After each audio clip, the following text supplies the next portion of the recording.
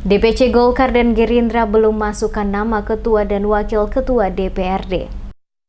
Pasca pelantikan para anggota DPRD Kota Ambon serta penetapan ketua DPRD sementara, maka proses untuk penetapan ketua dan 2 wakil ketua DPRD Kota Ambon untuk masa bakti periode 2019-2024 hingga saat ini belum dilaksanakan. Sekretaris DPRD Kota Ambon Elki Siloi kepada DMS Media Group mengatakan, dari 3 partai politik yang memiliki perolehan suara terbanyak di DPRD Kota Ambon pada pemilu legislatif yakni PDI Perjuangan, Partai Golkar, dan Gerindra. Maka pihaknya baru menerima surat resmi dari DPC PDI Perjuangan Kota Ambon yang menunjuk Gerald Mailoa sebagai wakil dari Partai PDI Perjuangan untuk menjabat sebagai wakil ketua DPRD periode 2019-2024. Sementara 2 partai lainnya yakni Golkar dan Gerindra hingga saat ini belum memasukkan surat resmi kepada Sekretaris DPRD Kota Ambon yang memberikan mandat kepada anggotanya untuk menduduki ketua dan wakil ketua DPRD Kota Ambon periode 2019-2024. Pihaknya sampai dengan saat ini hanya tinggal menunggu jika semuanya telah dimasukkan, maka diharapkan pada Senin ini seluruh berkasnya akan segera dirampungkan dan diserahkan ke gubernur melalui wali kota.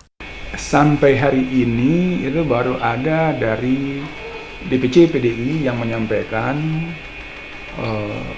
rekomendasi dari DPP PDI tentang penunjukan pimpinan DPRD dari wakil PDI.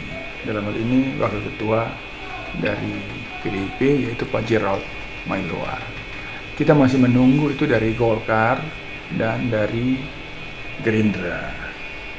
Gitu. Sampai saat ini belum ada surat dari masing-masing DPC.